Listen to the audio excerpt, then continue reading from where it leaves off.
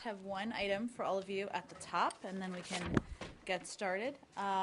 There's obviously been a lot of focus on the tragic events in the Philippines, and I just wanted to give a short recounting of some events of this weekend, what we've done from here, I should say. This weekend, you should have all seen the statement from Secretary Kerry extending our deepest condolences to the victims of Super Typhoon Haiyan. Super Typhoon Haiyan was one of the strangest storms to ever hit land, strongest storms to ever hit land, and we continue to gather information to assess the extent of this devastation. The United States is playing a significant role in the rescue operation currently underway in the Philippines. Officials from USAID, DoD, and the Department of State are actively assisting in rescue and relief efforts on the ground. Yesterday, we announced $20 million in humanitarian assistance, including emergency food aid and critical relief supplies for disaster-affected areas. These supplies will not only provide life-saving care in the immediate aftermath of the storm, but will also help prevent illness and death from waterborne and communicable disease. This will be a long-term effort, and the United States stands by the people of the Philippines during this very difficult time. With that, Deb? Can we start with Iran? Sure. The tweet fest apparently is continuing between Iran and the U.S. The foreign minister is now saying, today he said, Mr. Secretary, was it Iran that vetted over half of the U.S. draft Thursday night and then publicly commented against it on Friday morning? So what kind of reaction do you have to this? I thought everybody was on the same page, and from what Kerry said, I mean, they just needed to go back and check it out, but that doesn't seem to be what's going on here.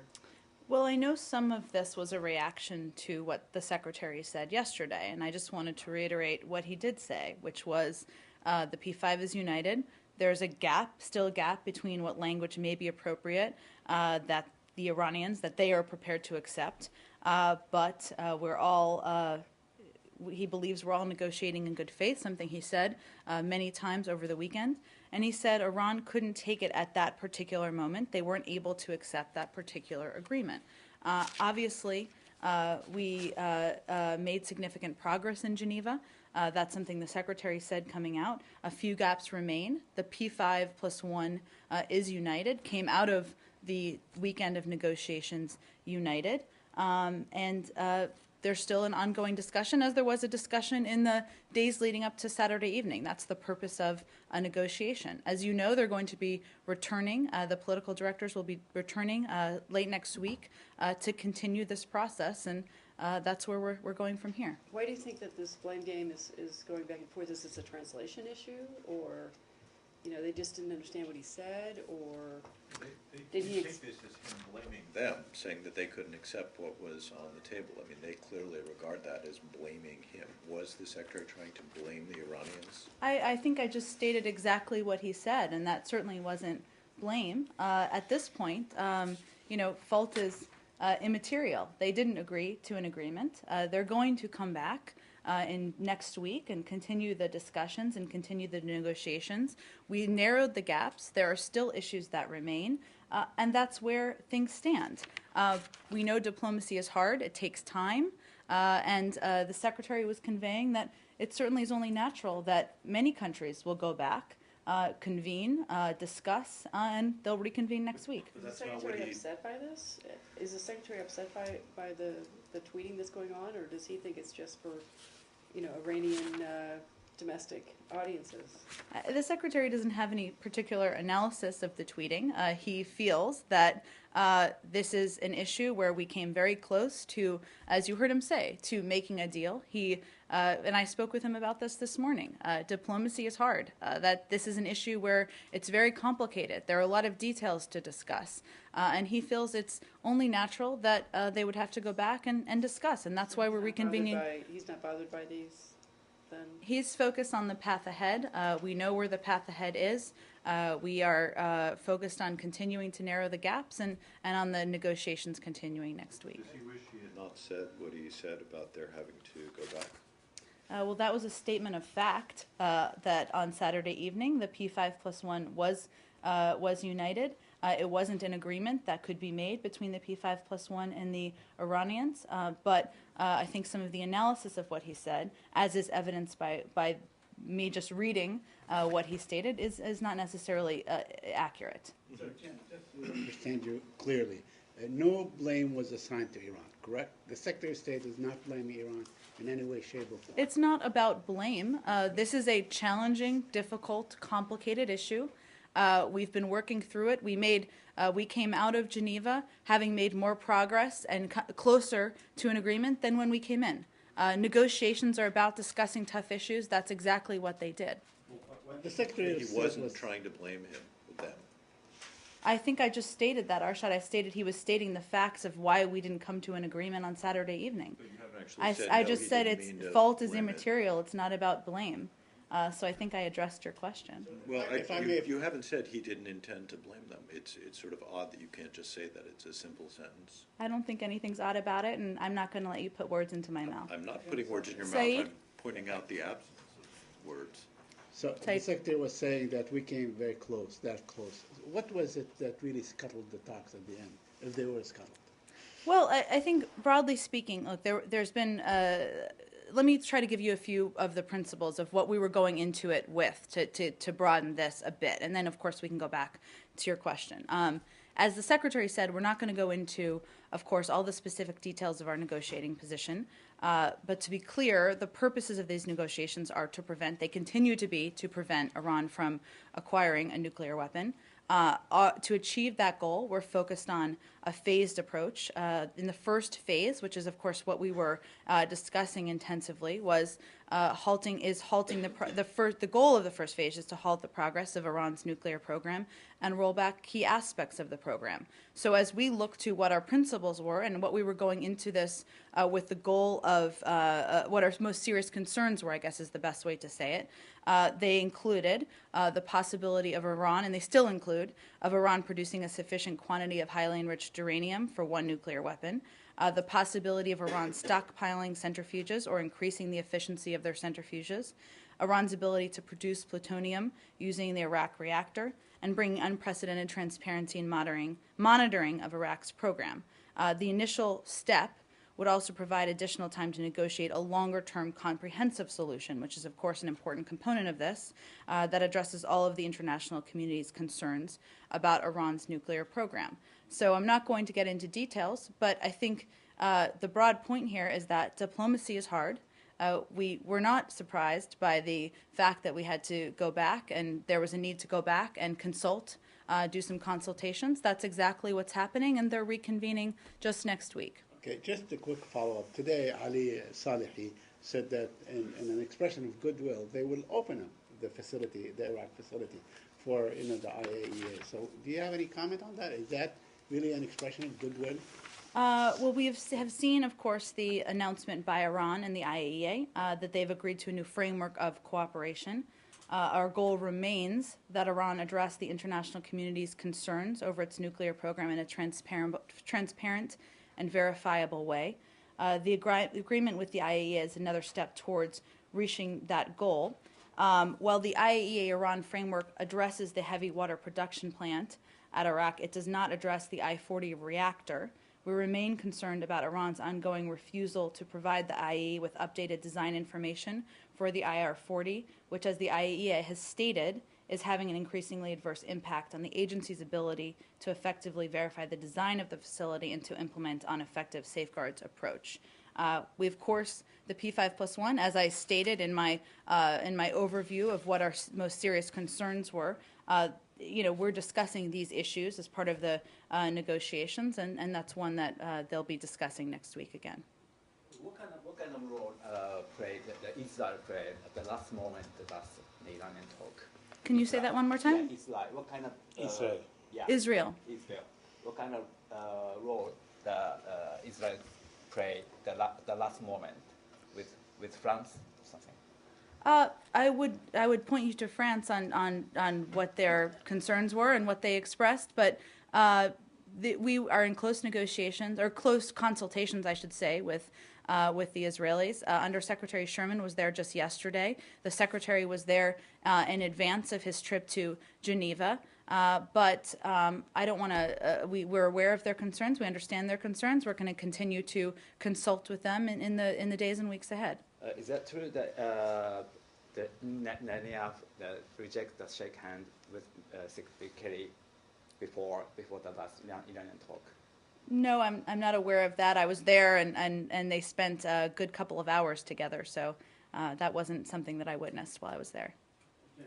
Follow up: is the secretary appearing before the banking committee anytime soon? He is, and let me. Will he call for, not to impose more sanctions? Well, let me just give you all an overview of kind of some of the briefings that we've done, and that, to the degree I know, what we're going to do. So prior to his trip, Secretary Kerry had 2 briefings with Senate leadership on the P5+1 negotiations. He will be briefing the Senate Banking Committee tomorrow in a closed session. He has been updating members of Congress by phone while he traveled. This includes, but is certainly not limited to, because these calls are ongoing, and as you all know, he spent 29 years in the Senate and believes that consultation with Congress is a vitally important aspect of policymaking. But he spoke with Senators Graham, Levin, Menendez, Schumer, and Reid over the last week, so many of these calls he was making over the course of the weekend. Undersecretary Wendy Sherman has also given 3 briefings on the Hill to House and Senate leadership, as well as with the chairs and ranking members of the committees.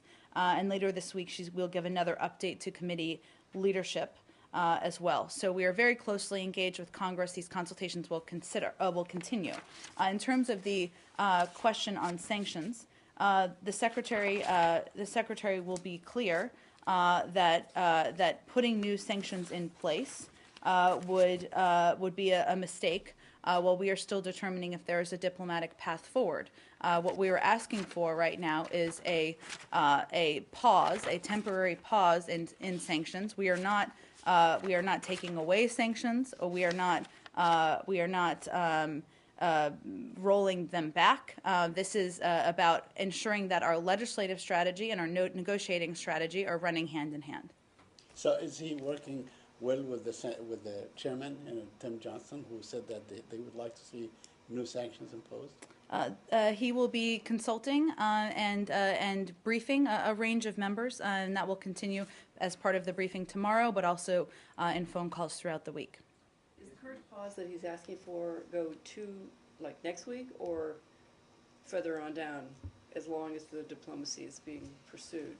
Well, certainly, again, in the overarching goal of having our negotiating strategy and our legislative strategy run hand in hand, it would be for that length of time. Of course, we are hopeful to continue to narrow the gaps. I don't have any prediction of the negotiations and the meetings next week, but certainly it will be a temporary pause with that goal in mind. Jen, are you still optimistic that a deal with Iran is still possible next week? We are still, of course, as I mentioned, we narrowed the gaps. The political directors are reconvening next week, and we remain hopeful that we can continue to close the gaps. Would there be a percentage that you will agree to? I mean, in terms of enriched uranium, 5%, 4%, 3%. I mean, what kind of percentages would be acceptable to the United States? I appreciate your question, Saeed. I'm not going to get into the details. There have been a range of reports. Given that many of them are conflicting, that is the first sign to all of you that they can't all possibly be correct. I think I outlined what our primary concerns are, and they include the possibility of Iran producing a sufficient quantity of highly enriched uranium for one nuclear weapon. So that, of course, is part of our principles as we continue the negotiations. Is there a possibility that Secretary Kerry is going to join the next round next week? Well, Undersecretary Sherman is leading the delegation, as has always been the case. If there's a benefit to him being there, or if there is a purpose, that's certainly something we would consider, but that's not a decision we've made at this point. Does she have a good rapport with the Iranians, considering that she said deception was part of their DNA? I think she is. I think the secretary himself described on Saturday evening how the negotiations had been productive. They'd been cordial. People had been negotiating in good faith. As a primary member of the negotiating team, I think that tells you what you need to know. On Sunday, Netanyahu made a speech, and he said that Iran is constructing intercontinental ballistic missiles. And he said, why they are making all these missiles if it's not really to put inside of them nuclear weapons and send it to all around the world. And also he mentioned that be prepared because those missiles are not only for Israel, they are for Europe or the US or things like that. Was this part of the negotiation also in the table, or they were talking about these warnings or things that are going on with Iran? Well, certainly the goal that we have, the United States has, that we share with Israel, that we share with the other P5+1 countries, is that we are not going to allow Iran to acquire a nuclear weapon. That is a fundamental point going into these negotiations. One of the reasons the Secretary and other officials, of course, are so focused on these is because we do care deeply about the security of Israel. But we have a responsibility to pursue the diplomatic path, to see if we can resolve this through diplomacy. Diplomacy should be the first option. That is the view of the Secretary, and certainly the way that he is pursuing these negotiations. We haven't taken any options off the table. The Secretary reiterated that this weekend. And we are continuing to consult with and work closely with Prime Minister Netanyahu and the Israelis to keep them up to date on the negotiations and the discussions and reiterate our commitment to those same goals. Jill, let's go to Jill. Just a quick one Sure. on this. The Senate Banking Committee, it's a closed hearing, right? So is it because there are a lot of, classified security things that will be discussed? Can you just, number one, and then can you tell us basically what the gist you think of the discussion will be? Is it all Well, that is typically sanctions, why or- they are closed. Obviously, the Secretary will lay out where we are in the negotiations. He'll lay out what our principles are and what our greatest concerns are, which is something that I just laid out for all of you. And certainly, they'll discuss specific details that it's important that we work with and we consult with Congress on, but may not be appropriate for the public forum at this stage. We anticipate and expect that there will be questions raised about sanctions, given those are public comments that have been made by some members of Congress, and he is more than happy to address that and lay out the reasons why he does not think they should put new sanctions in place at this time.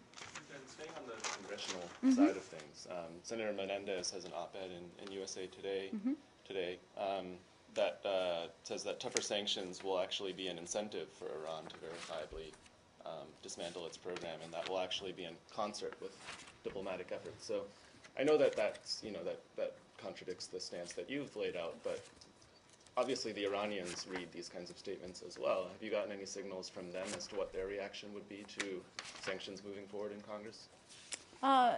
Certainly, obviously, sanctions is a big point of discussion, as would come as no surprise, in the discussions with the Iranians. They also know that we're not going to touch the core sanctions, that there needs to be a longer comprehensive agreement. In terms of what their reaction would be to Senator Menendez's op-ed, I would point you to them. It's important to note, and this is, I think, what the Secretary will certainly convey tomorrow and what he's conveyed on the phone. We put sanctions in place to hold the regime accountable, of course, but to also get to a point where we almost are now, which is to have these negotiations and determine if we can bring an end to the production of nuclear materials. So we don't know that this path will be successful, but diplomacy we have a responsibility to pursue diplomacy, and that's exactly what we're doing now. And so that's why Undersecretary Sherman, a range of officials in the administration feel that the right step is to put a temporary pause on sanctions. It doesn't mean we can't put them in place in the future. They're not eliminating that. This is simply a pause to see if this negotiating process can work its way through. Just to be clear, temporary pause on Congress enacting additional sanctions. Correct. Mm-hmm. So everything that is there stays in place. Correct. Mm-hmm. Just to follow up on that, I'm sorry. Is it fair to say, without getting into too much of the private conversations, that the concerns that Secretary Kerry has that further sanctions would damage prospects for a successful negotiation, is it fair to say that those are based on concerns that he's heard directly from the Iranians? I'm not going to speak for how the Iranians did or didn't express concerns. They've made many comments publicly, so I'd point you to them. It is fair to say that we while we appreciate the leverage sanctions has given us, the Secretary has voted for them countless times in the past. We are here because of them. That at this point in the negotiations, it's not a vote for or against sanctions, it's a vote for or against diplomacy. And we feel in order to let diplomacy, see if diplomacy can work its way through, that putting a pause on sanctions is the right step, and that not doing so could hurt the negotiations. For next week meeting, are you expecting an answer from Iran, or Iran is expecting an answer from the P5+1?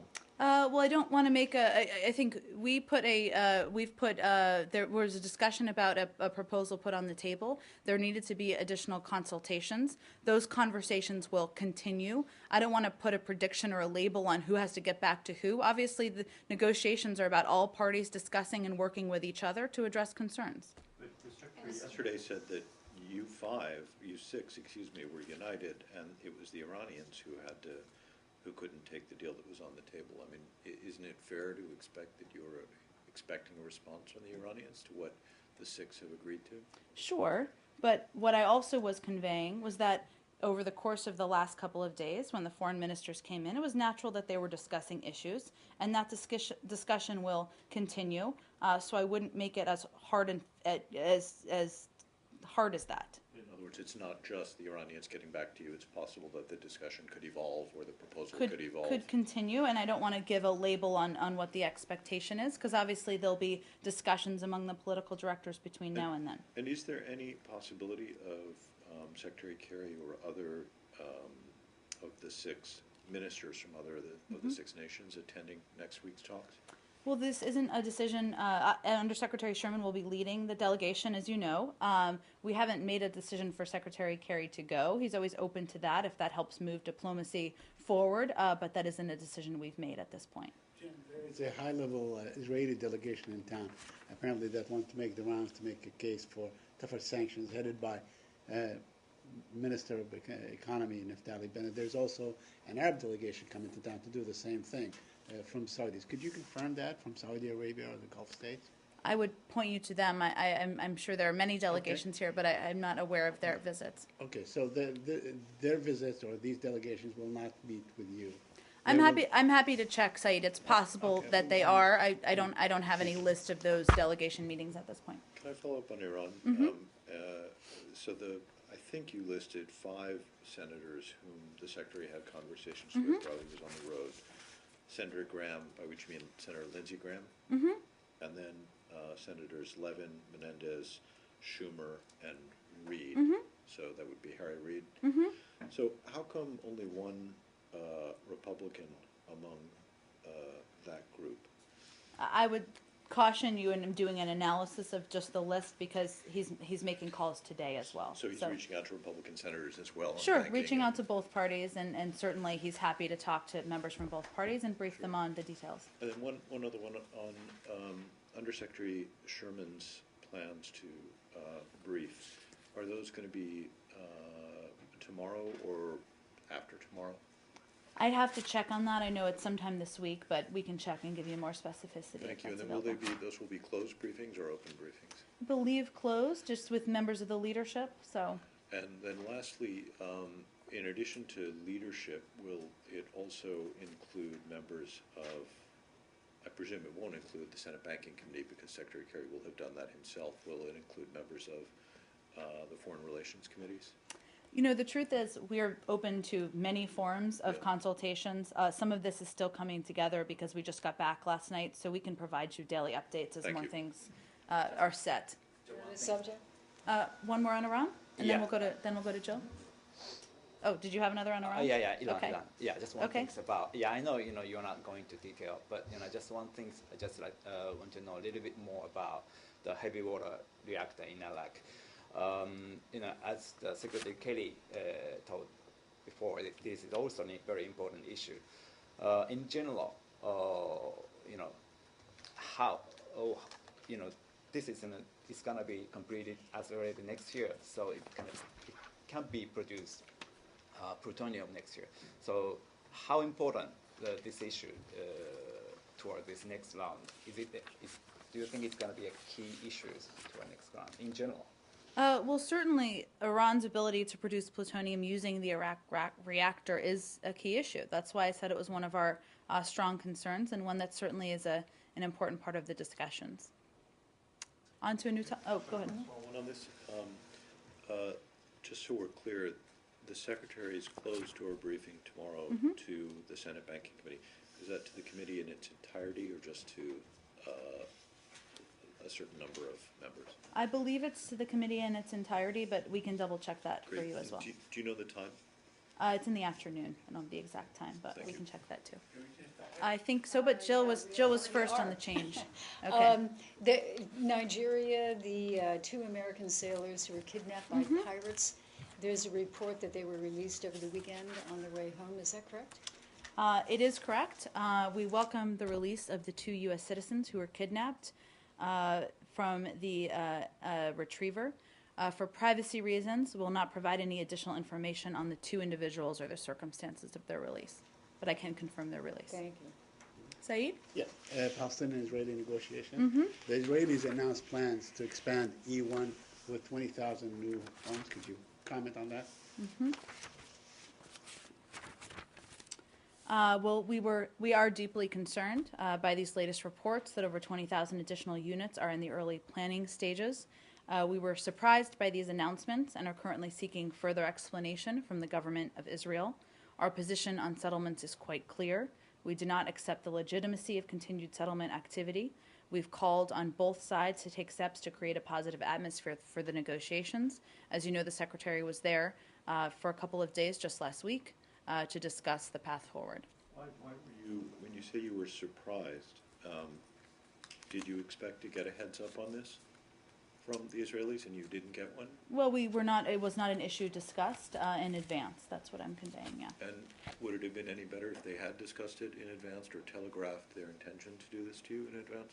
I'm not saying it would have been better, but just conveying that it wasn't an announcement we knew in advance. And do you see any, there's some people, not perforce me, but who look at such things as potentially reactions to the Iran diplomacy, that the Israeli government has made no secret of its unhappiness at the deal that it believed was on the verge of being realized with the Iranians. Do you see, and therefore who might suggest that it is reacting in ways that the U.S. government doesn't like on the Israeli-Palestinian front? Do you draw or do you see any such potential link? I wouldn't be appropriate, nor do we have the information to suggest that. So I would point you to them to see if there's more information they want to provide on that front. But you know, what's important to remind everyone of, and this is something that we've been conveying to the Israelis, is that the reason we want to pursue a diplomatic path forward with Iran is because we want to prevent them from acquiring a nuclear weapon, because we are concerned about Israel's security. The reason we want to pursue Middle East peace talks and a final resolution of final status issues is because, in part, we're concerned about and care deeply about Israel's security. So we don't feel the two should be linked, but there is an overarching goal of addressing threats posed to Israel, and that's part of our thinking as well. Quick follow-up. When you said that you were surprised, but why would you be surprised? Because this is an issue that is a major obstacle during the negotiation. It is an issue that you have spoken about last week and the week before. What I was conveying, Saeed, to be totally clear, is that we didn't know about the announcement in advance. Right. So that's what I was conveying. But that does not mean that you did not tell them that the expansion of settlements is an obstacle to it. That is a message that we've continued to convey. Do you expect do you expect this announcement to affect the negotiations between Palestinians and Israelis?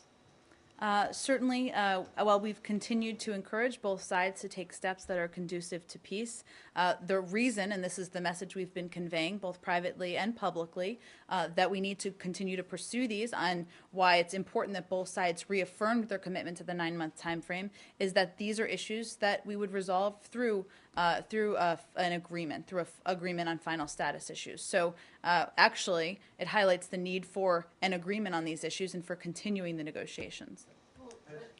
Good. Well, has the U.S. government reached out to the Israeli government to convey its deep concern and surprise? About this specific announcement, I'm not. They may have on locally. That's certainly possible. You know, they speak frequently.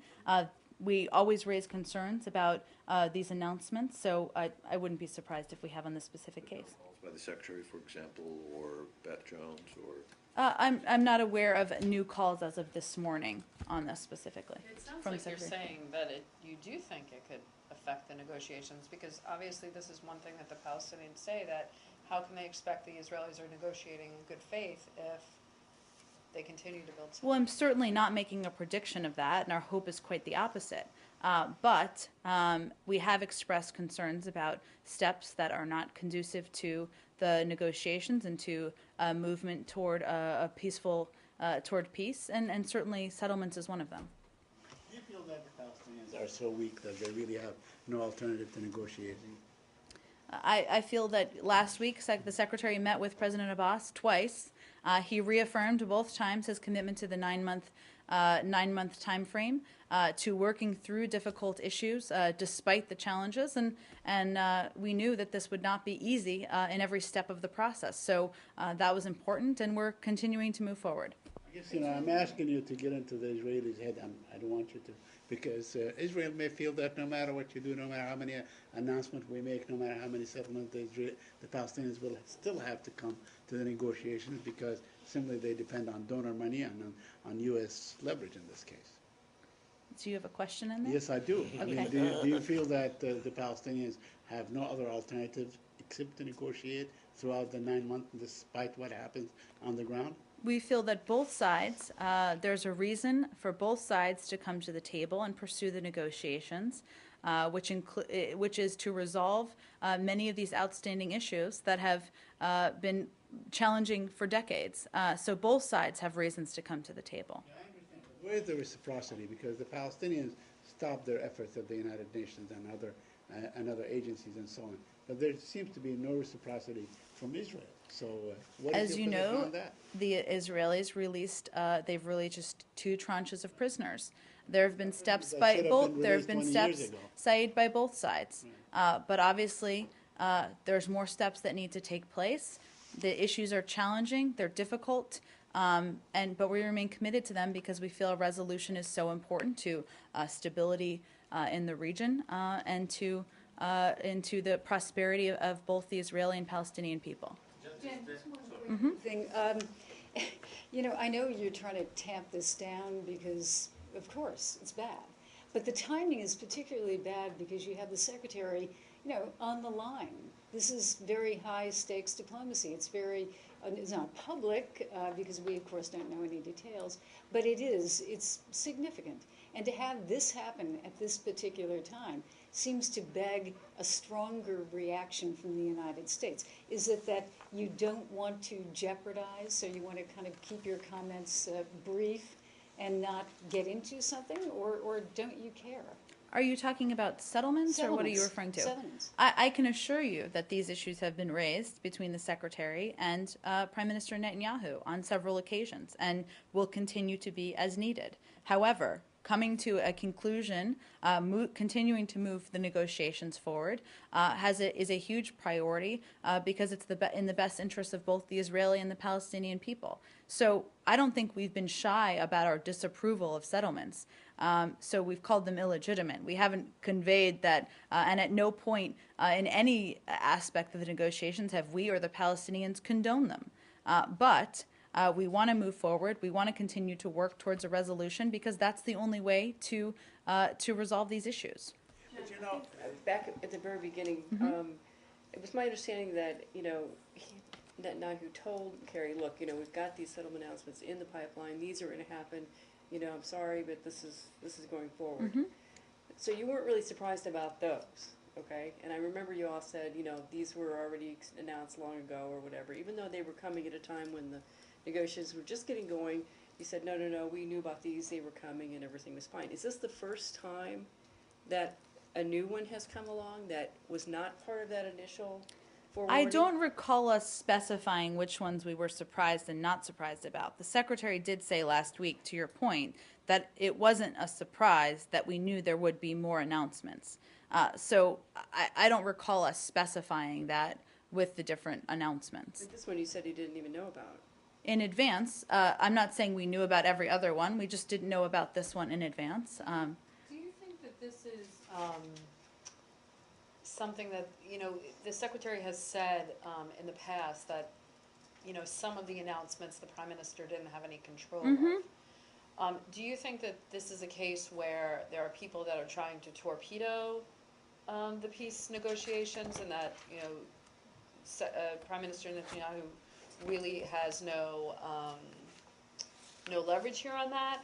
Do you think that the Prime Minister knew in advance and didn't tell the Secretary? I mean, where do you think in terms of It's his a good particular- question, and you're right that, as you know, there are many stages in the process that are announced regarding settlements, and there are some that certainly he doesn't control. On this specific case, I'd have to talk to our team and see if there's more of a backstory Do to you it. think that the Prime Minister in particular is committed to, a kind of unofficial freezing of settlements in terms of trying to give some flexibility in the negotiations? I don't or think do you he ever that- stated that, nor did we ever state that.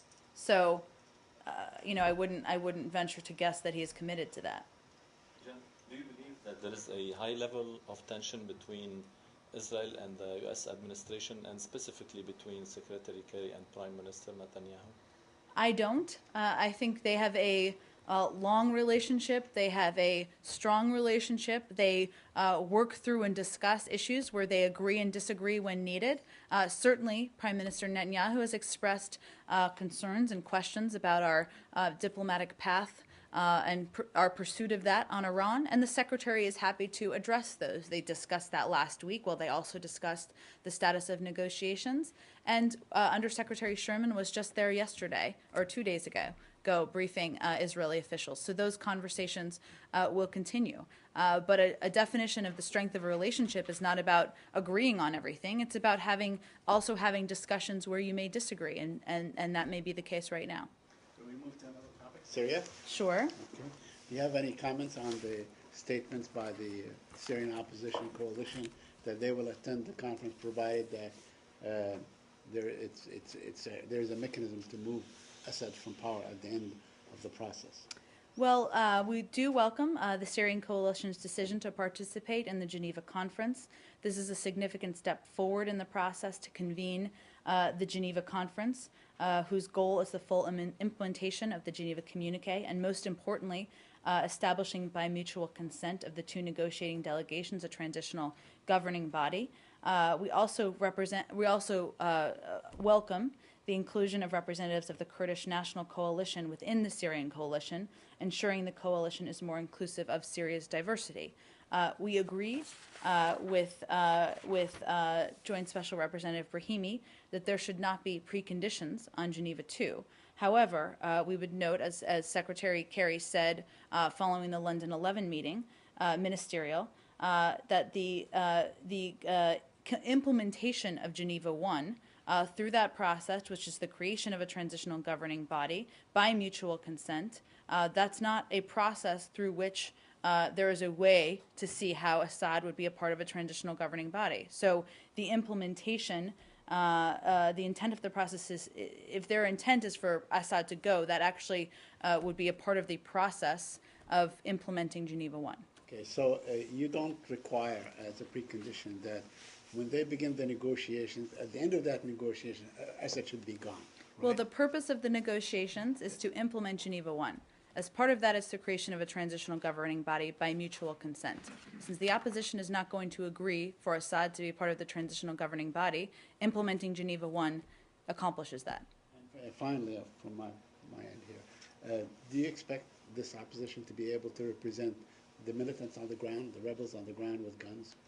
Saeed, I think you're familiar with our view on the extremist members of the opposition, and that we want the moderate opposition underneath the umbrella of the SOC to be representative there. Right now, the next step is for them to appoint a delegation that's strong and inclusive. That's a step they're working on as we speak. The next step in terms of the planning is for a trilateral discussion, the next trilateral discussion, which will also take place in Geneva on November 25th, where Undersecretary Sherman will be leading the delegation. So This appointed delegation should include like the Free Syrian Army or people on the ground that are considered, moderate rebels and so on.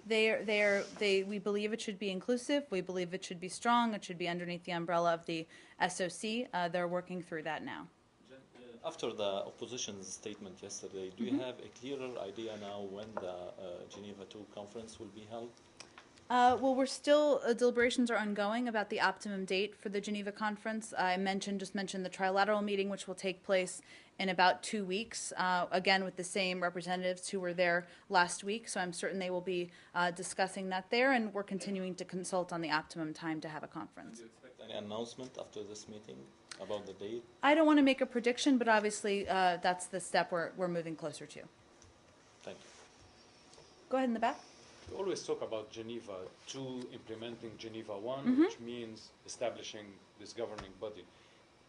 Is it an end by itself to establish this governing body, or there is steps that would, why would this governing body be established? To do what? Is there agreement on that? Well, I think I would point you to the London 11 communique, which talked about a bit of this, but it certainly is not the end step. There's a long way to go for Syria, but the concern is the alternative to not pursuing a political transition, which would be done through a transitional governing body, to have representatives from both sides, to manage the path forward, would be the continued destruction of Syria and the bloodshed of the people. So that is a step that would begin the process to moving the political transition forward. But there is no roadmap for this governing body. Like having elections or anything. Certainly part of that, which are all important steps, would be part of an ongoing discussion that would take place, but our focus now is on getting all parties to the table to create a transitional governing body. And this in turn will put the roadmap. Well, of course, there are many steps that would need to take place. You're absolutely correct that a transitional governing body in itself does not resolve the crisis in Syria, but it is an important step toward doing that. Different topic? Sure. Egypt? Hold one moment. Do we have any more on Syria? Okay, go ahead. Egypt? Egypt. There are reports coming out of Egypt or Cairo today talking about the end of the emergency state and the curfew system that was applied for the last few weeks or a few months, let's say. Do you have any comment on that? We do. We welcome the formal lifting of the state of emergency, including the curfew. However, we would also note that the government is considering other legislation regarding security. We urge the government to respect the rights of all Egyptians. This includes ensuring that Egyptians on all sides can peacefully exercise their right to freedom of assembly and expression, as well as ensuring due process and that all civilians arrested are referred only to civilian courts. So we welcome it, but there are other steps of concern. The concerns that you are talking about, I assume that you had the chance to raise it with the Egyptian government when you were there, right? Certainly all of those issues were discussed when the Secretary was there. There is another question related to before your being there, the Secretary being there, and after that, there is a lot of talk about what we call it, the Russians are coming, or let's Is that what we're calling it? Or at least in different way. Rapprochement with Russians, it's two R's coming together anyway.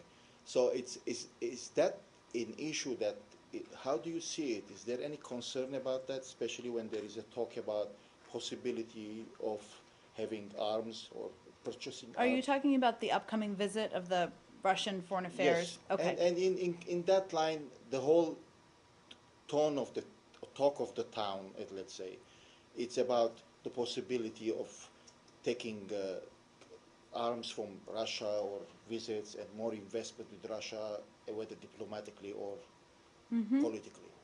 Well, I can only speak to our relationship. Obviously, the Secretary was just there. He discussed our commitment to the long-term success of Egypt. That was a message he delivered. It was important for him to go visit. He also discussed steps that they need to continue to take to implement the roadmap, to put in place greater protections for the people of Egypt. We remain committed to that. His trip there is evidence of our commitment to Egypt. We're aware that, of course, the Russians have a delegation visiting. I would point you to Russian and Egyptian officials for any more details on what they hope to accomplish. Generally, you don't have any concern regarding, because this is an issue, it was raised before with other countries when there is kind of rapprochement with certain elements or certain other countries. This issue was raised, or this concern was discussed or touched even? Which issue? The issue of Egyptian-Russian approach, or let's say coming close to each other. I'm not aware of that being a part of the discussion. As you know, we were there for a short period of time. There were a range of issues to discuss. The Secretary had quite a few meetings while he was there, but it was more about the Egypt-U.S. relationship. Yes, my final question is related to the Secretary when he's meeting in Abu Dhabi and in UAE in general, they talk about the necessity or the importance of the agreement, or let's say there is a necessity to support Egyptian economy and all these things. Can you a little bit elaborate about details, or that it was discussed in details, or just like a talk? Well, are you talking about what the Secretary said in the UAE? Or Yes, UAE. I mean, now I moved a little bit well, east. of course, there are detailed talks as it relates to that, because long before the events of July 3rd, the Secretary had meetings previously with government officials. Concerns about the Egyptian economy and the need to grow that they continue to exist. So certainly there are discussions about that. That's a key pillar of Egypt's success moving forward. We want Egypt to be successful. We want the people to flourish. So part of that is economic reforms and ensuring that the economy is thriving and growing. Just to clarify more about, not the topic itself, but what was discussed with the UAE officials regarding this topic. I mean, regarding Egypt? Egypt, yeah. The Secretary provided an update on his visit, which happened just a couple of days before, conveyed that we want the transition in Egypt to succeed, that there are steps that we believe the interim government needs to take, but overall, the purpose of our visit was to convey that and to have a conversation about our relationship, which is one we're deeply committed to. Sure. When I came out, I had not seen that the state of emergency had formally been lifted. Had you seen that? Yes. Okay, thank you. I have a question about the Keystone XL pipeline. It's been 5 years since the approval process was initiated, and I think the premier of Alberta is in Washington. I think she even has meetings with State Department officials. Could you just comment on the status of the approval process and Sure. how those meetings are going, if there's anything that can be said on that? I don't have an update on the process or a prediction of the timing of its conclusion. I know you're well aware that we've been reviewing comments and working towards the final report. You are right that Assistant Secretary Jones and other State Department officials, that she is meeting, I should say, with Alberta Premier Alison Redford today. She meets regularly, as do other State Department officials, with interested parties at their request. And Premier Redford requested the meeting. It's a routine meeting. They've met before, but beyond that, I don't have any update on timing or status. Do you are you aware of the Fraser Institute report? There's an institute in Canada that did a report on this recently, saying it was 37 times safer than transporting it via roadway. I'm not. I'm sure that our OES team is. I'm happy to check with them and see if we have any specific reaction on it, if that's helpful. News topic? Sure. This is the swearing in of Ambassador Caroline Kennedy to Japan. Why is that swearing in closed? I mean, the administration made such a big public deal about nominating her in the first place that I would think it would be something that would be open to the press, and there is a precedent for opening such swearing in. I'd have to check on that, Elise. Some are closed, some are open. Leave it up to the person themselves whether they want it to be open? Sometimes we do, and I know that the Embassy of Japan is hosting an event for her later this evening, which I believe there's press access to, so people will certainly have the opportunity to see her and to see the secretary wishing her well, but I'm happy to check if there are more details on it. I'm sorry, to where? North Korea. Sure. Do you have a response to reports of public executions taking place, sometimes in response to the purported crime of watching South Korean-made television shows? I don't. I can predict what our view would be of this, but I do want to talk to our team about it. So I didn't have a chance to do that before I came down here. So why don't we get something specific for you, and of course anyone who's interested in this topic. Cuba won a seat in the Human Rights Committee in the United Nations. Any comment of this? I did see that. One moment, I have some thoughts on this. We regret that some countries elected to the Human Rights Council have failed to show their commitment to the promotion and protection of human rights. In creating the Council, member states pledged to take human rights records into account when voting for Council membership.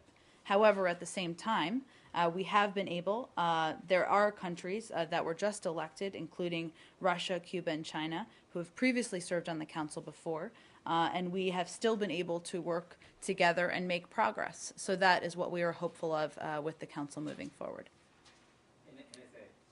Just follow up, a couple of weeks ago, German delegation and another delegation from Europe visited here and talked about the solution. Could you tell me, can you update these couple of weeks and the progress?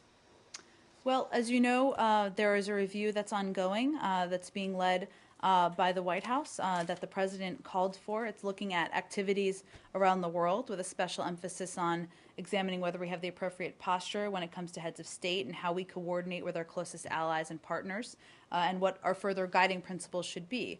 The State Department is, of course, participating in that.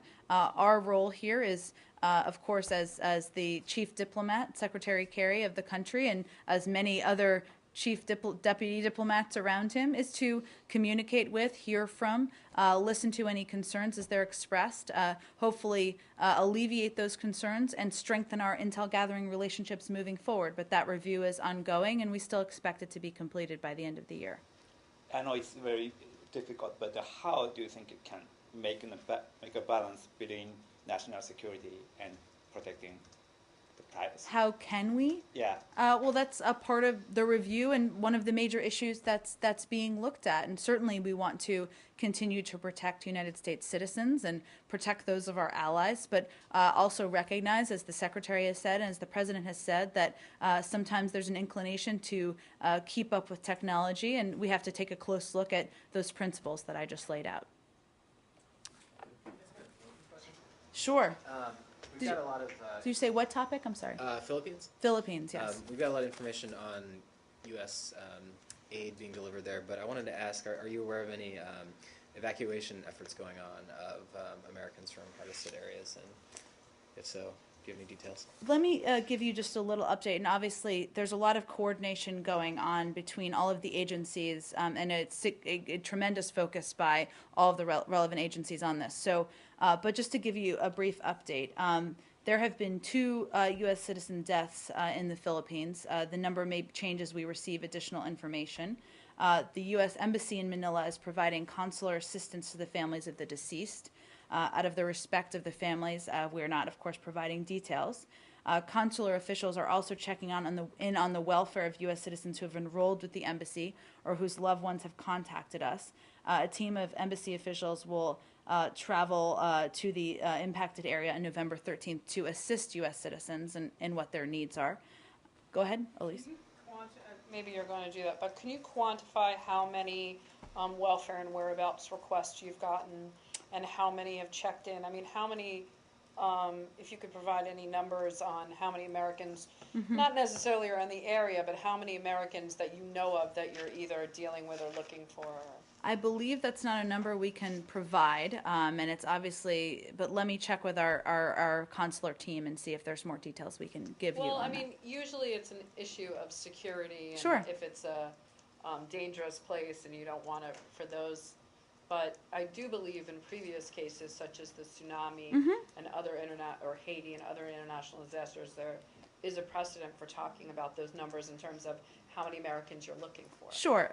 I will check with them and see where we are and if there's a number to update you on.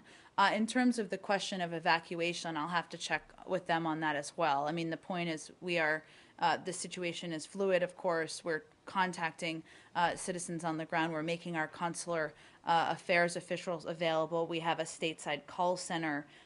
Individuals are encouraged to email the U.S. Embassy directly if they need assistance. So we're taking every step possible to help on the ground. Thank you. Thank you.